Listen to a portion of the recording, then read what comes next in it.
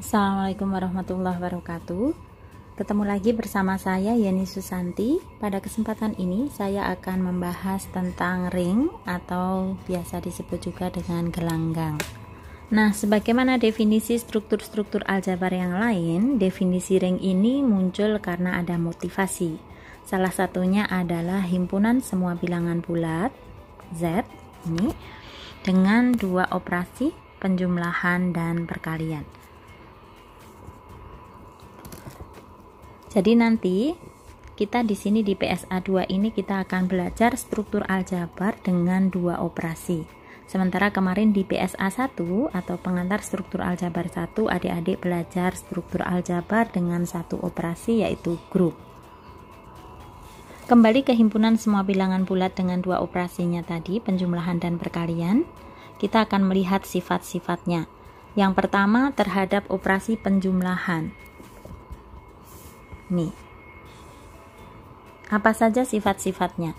Yang pertama ini adalah sifat asosiatif atau sifat pengelompokan, yaitu bahwa untuk setiap tiga bilangan bulat X, Y, dan Z kita punya hasil penjumlahan X plus Y kita jumlahkan dengan Z, ini hasilnya akan sama dengan hasil penjumlahan X dioperasikan jumlah dengan hasil penjumlahan Y dan Z.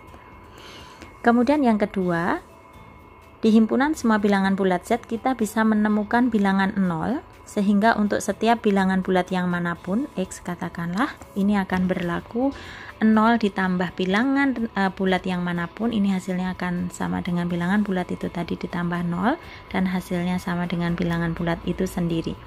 Nah, dalam hal ini 0 ini sebagai elemen netral terhadap operasi penjumlahan. Kemudian yang ketiga, untuk setiap bilangan bulat X itu kita selalu bisa menemukan bilangan bulat Y katakanlah, sehingga X plus Y ini sama dengan Y plus X dan hasilnya sama dengan 0. Untuk X1 dan X2 yang berbeda, Y di sini untuk X1 dan Y untuk X2 ini juga berbeda. Sebagai contoh, kalau kita punya X-nya itu X1 sama dengan 1, kita akan punya Y untuk X1 ini adalah minus 1. Tetapi untuk X di sini ini sama dengan minus 11, misalkan Y untuk X2 itu sama dengan 11. Dengan demikian, himpunan bilangan bulat ini di sini ini memenuhi sifat eksistensi elemen inverse terhadap operasi penjumlahannya. Kemudian dalam hal ini ya, Y yang memenuhi X plus Y sama dengan Y plus X sama dengan 0 itu tadi, ini disebut sebagai inverse jumlahan dari X atau dinotasikan dengan minus X. Kemudian sifat yang keempat, kita punya sifat komutatif terhadap operasi penjumlahan. Jadi untuk setiap dua bilangan bulat X dan Y, X ditambah Y itu akan sama dengan Y ditambah X. Nah, dengan dipenuhinya sifat-sifat 1 sampai 4 ini, kita bisa menyimpulkan bahwa Z terhadap operasi penjumlahan ini membentuk struktur grup abelian.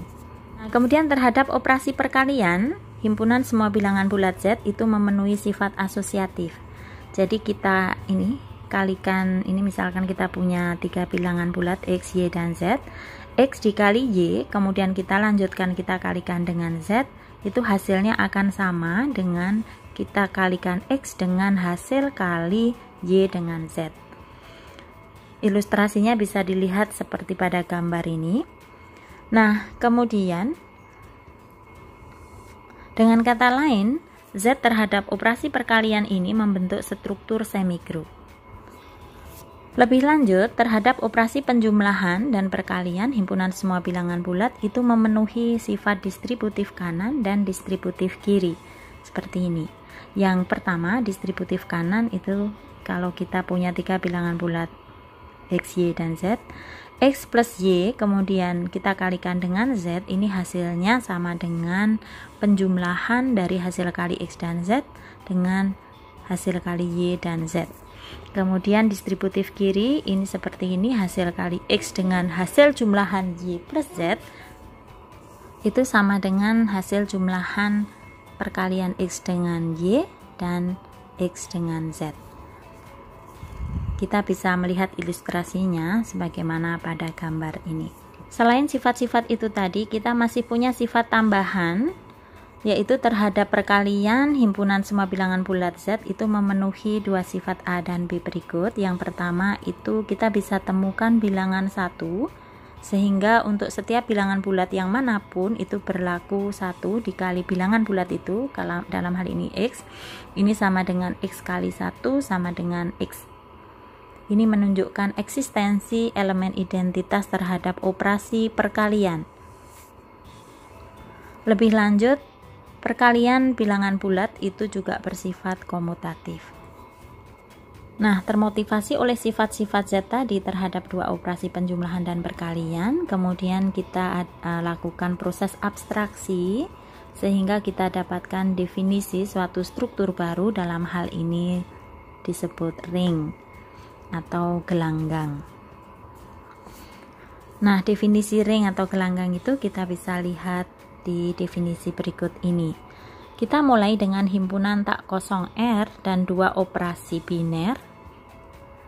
Yang pertama operasi binernya adalah plus, ini yang disebut sebagai penjumlahan. Kemudian yang kedua adalah dot di sini yang kemudian kita sebut sebagai perkalian. Masing-masing itu tadi dua operasi biner pada R.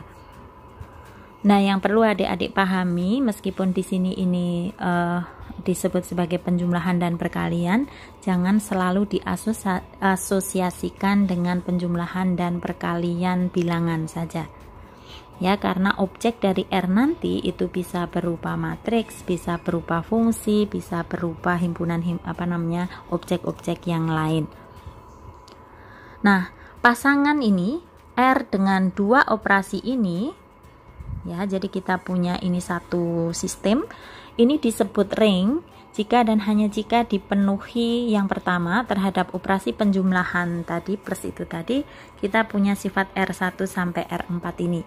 Yang pertama R1 ini sifat asosiatif terhadap operasi penjumlahannya. Kemudian yang kedua, kita punya elemen netral terhadap operasi penjumlahan. Kita bisa anotasikan dengan 0R di sini, yang berlaku yang memenuhi untuk setiap X anggota R ini kita punya 0R ditambah X akan sama dengan X ditambah 0R dan sama dengan X. Kemudian sifat yang ketiga, untuk setiap X anggota R kita bisa menemukan Y anggota R sehingga X plus Y ini sama dengan Y plus X sama dengan 0R yang ada di poin 2 tadi. Nah, Y di sini ini kita sebut sebagai inverse penjumlahan dari X. Dengan kata lain, di sifat 3 ini kita bisa mengatakan bahwa untuk setiap anggota R itu memiliki inverse penjumlahan. Kemudian sifat yang keempat, kita punya sifat komutatif terhadap operasi penjumlahan di R. Untuk setiap X dan Y yang berada di R, kita punya X plus Y itu sama dengan Y plus X. Atau secara umum dari R1, R4 ini kita bisa mengatakan bahwa R terhadap operasi penjumlahan ini merupakan grup abelian atau komutatif. Kemudian terhadap operasi perkalian, untuk menjadi ring, itu R harus memenuhi sifat asosiatif terhadap operasi perkalian, atau dengan kata lain, R dengan operasi perkalian ini harus merupakan semigroup. Jadi ini sifat asosiatifnya. Nah, kemudian untuk menjadi ring, itu R terhadap operasi penjumlahan dan perkalian itu harus memenuhi aksioma R6 dan R7, yaitu aksioma distributif kanan dan distributif kiri. Jadi yang dimaksud dengan distributif kanan itu bahwa untuk setiap tiga elemen dari R, X ditambah Y dikalikan dengan Z, ini hasilnya sama dengan X kali Z ditambah dengan Y kali Z. Kemudian untuk yang distributif kiri itu X dikali Y ditambah Z, ini hasilnya harus sama dengan penjumlahan dari hasil kali X dengan Y dan hasil kali X dengan Z. Jadi sekali lagi, untuk menjadi ring itu R dengan dua operasi penjumlahan dan perkalian ini harus memenuhi syarat. Yang pertama, R terhadap operasi penjumlahannya merupakan grup abelian. Kemudian R dengan operasi perkaliannya ini harus merupakan semigroup. Kemudian yang ketiga, terhadap operasi penjumlahan dan perkaliannya, R itu harus memenuhi sifat distributif kanan dan distributif kiri. Nah, kemudian tadi kita punya himpunan bilangan bulat itu memiliki elemen 1 sebagai elemen identitas terhadap perkalian. Ini memotivasi munculnya definisi ring dengan elemen satuan ini. Jadi, ring R dengan operasi penjumlahan dan perkalian ini dengan tambahan sifat ada elemen 1R, sehingga untuk setiap X ini berlaku 1R kali X sama dengan X kali 1R dan sama dengan X, maka ring itu tadi disebut dengan ring dengan elemen satuan. Dengan demikian, himpunan semua bilangan bulat Z terhadap operasi penjumlahan dan perkalian bilangan itu merupakan ring dengan elemen satuan. Selain itu, himpunan semua bilangan bulat Z terhadap operasi perkalian itu tadi juga merupakan semigroup dan komutatif, perkaliannya bersifat komutatif. Nah, itu memunculkan motivasi definisi ring komutatif. Nah, ring R dengan dua operasi penjumlahan dan perkalian ini dikatakan komutatif jika untuk setiap X dan Y di R itu berlaku X kali Y sama dengan Y kali X. Nah, sebarang ring dengan elemen satuan dan bersifat komutatif itu selanjutnya kita sebut sebagai ring komutatif dengan elemen satuan atau commutative ring with identity. Nah, kemudian sekarang kita perhatikan minus 1 di Z. Untuk minus 1 ini kita bisa menemukan Y yang sama dengan minus 1, sehingga minus 1 kali Y atau minus 1 kali minus 1 itu adalah sama dengan 1 elemen identitas. Tetapi misalkan kita ambil 5, kita tidak punya elemen bilangan bulat yang ketika dikalikan dengan 5 ini menghasilkan 1. Dalam hal ini 5 ini tidak mempunyai inverse terhadap perkalian. Nah, dengan adanya ini dua elemen, yang satu ada inverse terhadap perkaliannya, yang satu tidak ada, kita kemudian punya definisi ring pembagian atau division ring ini. Ring R dengan dua operasi penjumlahan dan perkalian dengan elemen satuan. Jadi ini kita ring R dengan elemen satuan ini akan disebut sebagai ring pembagian jika setiap elemen tak nol. Di sini ini harus tak nol. Untuk setiap elemen tak nol di R itu memiliki inverse terhadap operasi perkalian. Dari definisi ini jelas bahwa tadi himpunan semua bilangan bulat Z terhadap operasi penjumlahan dan perkalian tadi bukan merupakan ring pembagian, karena tadi kita punya 5 itu tidak nol dan dia tidak memiliki inverse terhadap operasi perkalian. Dengan kata lain, ring R dengan operasi penjumlahan plus dan kali ini dengan elemen satuan 1R ini disebut ring pembagian jika untuk setiap elemen X anggota R yang tidak sama dengan 0 kita bisa menemukan atau terdapat Y anggota R dengan X kali Y sama dengan Y kali X sama dengan 1R. Nah, elemen Y ini selanjutnya disebut sebagai inverse dari X. Dalam hal ini inverse perkalian.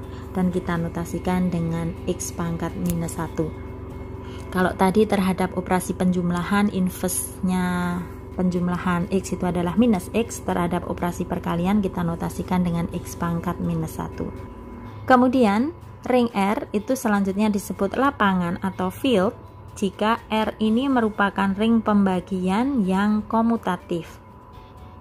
Jadi terhadap operasi perkaliannya R ini harus komutatif. Nah, berikut ini adalah contoh-contoh terkait ring. Yang pertama, himpunan semua bilangan bulat Z, kemudian himpunan semua bilangan rasional, himpunan semua bilangan real, himpunan semua bilangan kompleks itu terhadap operasi penjumlahan dan perkalian bilangan masing-masing merupakan ring komutatif dengan elemen satuan. Dan untuk keempat struktur itu tadi yang berlaku sebagai elemen satuannya adalah bilangan 1. Nah, di antara 4 ring itu yang merupakan ring pembagian yang mana? Yang ini tadi bukan. Bagaimana dengan Q? Bagaimana dengan R? Bagaimana dengan C? Ya, Q, R, dan C itu merupakan ring pembagian. Dan ketiganya merupakan lapangan. Kemudian contoh berikutnya adalah himpunan Zn. Apa itu himpunan Zn? Himpunan Zn ini berisi kelas-kelas ekivalensi 0, 1, 2 dan seterusnya sampai n-1 ini. Kelas-kelas ekivalensi Z dikenai dengan relasi ekivalensi modulo n. Terhadap operasi penjumlahan dan perkalian yang didefinisikan seperti ini, jadi jumlahan dua kelas X bar dan Y bar ini didefinisikan sebagai kelas yang memuat X plus Y, dan hasil kali kelas X bar dan Y bar ini didefinisikan sebagai kelas yang memuat hasil kali X dan Y untuk setiap X bar Y bar yang berada di Zn. Nah, nanti silahkan adik-adik kembali melihat catatan pengantar struktural Jabar 1. Mudah dimengerti bahwa Zn terhadap operasi penjumlahan ini merupakan grup abelian. Ini mestinya ada koma. Kemudian Zn terhadap operasi perkalian ini dengan definisi yang ini tadi, ini juga merupakan semi grup komutatif atau abelian. Kemudian kita juga bisa menemukan elemen satuan di Zn yang berlaku sebagai elemen satuannya terhadap operasi perkalian adalah 1 bar. Ini 1 bar. Ya, dengan demikian Zn terhadap operasi penjumlahan dan perkalian itu merupakan ring komutatif dan memiliki elemen satuan. Contoh berikutnya, misalkan kita punya himpunan semua matriks berukuran n kali n atas R, kita notasikan dengan MNR, dan kemudian kita punya operasi penjumlahan dan perkalian matrik pada MNR, maka mudah dimengerti bahwa MNR terhadap dua operasi tadi, penjumlahan dan perkalian matrik, itu membentuk ring. Ini mudah dimengerti karena MNR ini terhadap operasi penjumlahannya ini grup abelian.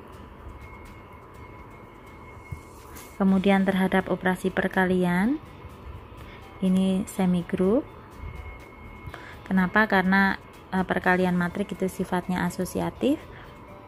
Selain itu terhadap operasi perkalian dan penjumlahan kita punya sifat distributif kiri dan distributif kanan. Lebih lanjut di MNR ini kita bisa menemukan elemen satuan IN, di mana IN ini adalah matrik dengan entry-nya itu sama dengan 1 untuk I yang sama dengan J dan sama dengan 0 untuk I yang tidak sama dengan J, atau bentuknya adalah yang di diagonal utama itu semuanya 1 selain diagonal utama 0. Ya, jadi manakah elemen satuannya? Elemen satuannya adalah matriks identitas. Nah, kemudian apakah ring tersebut komutatif? Jawabnya adalah tidak. Kenapa? Kita bisa ambil contoh, misalkan 1 0 0 0, kemudian ini A, matrik A, kemudian kita punya matrik B, misalkan 2 3 1 1. Kita kalikan A dengan B, ini hasilnya berapa? 2 3 0 0. Sementara B dengan A hasilnya berapa? Ini baris pertamanya adalah ini 2 3 kali ini 2, kemudian yang di sini ini 0. Tanpa kita menghitung yang baris keduanya, ini sudah sangat jelas bahwa AB tidak sama dengan BA karena di sini ini ada elemen yang seletak yang tidak sama. Nah, berikutnya di sini kita ada soal latihan. Yang pertama di sini ini diberikan himpunan UNR. Dengan UNR-nya ini adalah matriks yang berasal dari MNR dengan tambahan sifat XIJ-nya sama dengan 0 untuk semua I yang lebih besar dari J untuk I dan J mulai dari 1 sampai N. Atau dengan kata lain, elemen-elemen dari UNR ini merupakan matriks segitiga atas berukuran N kali N. Nah, nanti silahkan adik-adik selidiki apakah terhadap operasi penjumlahan matrik dan operasi perkalian matriks UNR ini membentuk struktur ring. Kemudian kalau iya, tunjukkan apakah UNR ini merupakan ring dengan elemen identitas. Kemudian bagaimana dengan elemen sifat komutatifnya dipenuhi atau tidak. Kemudian soal yang nomor 2, ini masih matriks lagi.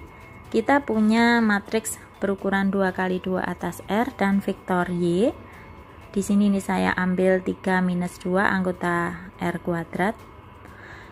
Kemudian kita bentuk himpunan A, isinya adalah matriks-matriks dari M2R dengan tambahan sifat X dikalikan dengan Y dari arah kanan, ini menghasilkan vektor 0. Nah, ini sudah saya bahas di video saya sebelumnya, operasi penjumlahan dan perkalian matriks. Di sini ini merupakan operasi biner pada A. Nah, kemudian nanti silahkan adik-adik selidiki apakah terhadap dua operasi tersebut A ini merupakan ring. Selain itu, tunjukkan juga apakah ringnya itu komutatif atau tidak, punya elemen satuan atau tidak.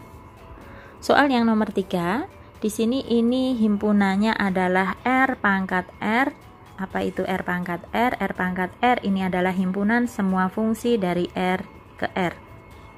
Kemudian di sini ini diberikan pengaitan plus dari R pangkat R cross R pangkat R ke R pangkat R dengan definisi untuk setiap Fg anggota R pangkat R dan X anggota R itu F plus G dikenakan pada X itu didefinisikan sebagai jumlahan dari Fx ditambah Gx. Jadi kalau adik-adik perhatikan di sini ini plus yang di sini ini adalah operasi plus untuk R pangkat R. Jadi ini operasi penjumlahan antar fungsi, sementara plus yang di sini ini jumlahan fungsi, yang di sini ini jumlahan di R. Nah, nanti silahkan dibuktikan bahwa plus ini, pengaitan plus ini merupakan operasi biner. Kemudian lebih lanjut untuk perkaliannya didefinisikan seperti ini. Plus yang di kiri ini adalah perkalian antar fungsi, yang di sini ini implisit dia adalah perkalian bilangan di R. Nah, terhadap dua operasi itu tadi, ini juga dibuktikan dulu ya operasi biner, operasi binernya. Kemudian lebih lanjut nanti silahkan diselidiki apakah terhadap dua operasi tersebut R pangkat R itu merupakan ring. Nah, demikian adik-adik pembahasan untuk ring pada bagian yang pertama ini. Nanti silahkan kalau ada hal yang akan ditanyakan atau ada masukan, silahkan boleh disampaikan ke saya. Terima kasih, semoga bermanfaat. Kita ketemu lagi di video lainnya insya Allah. Assalamualaikum.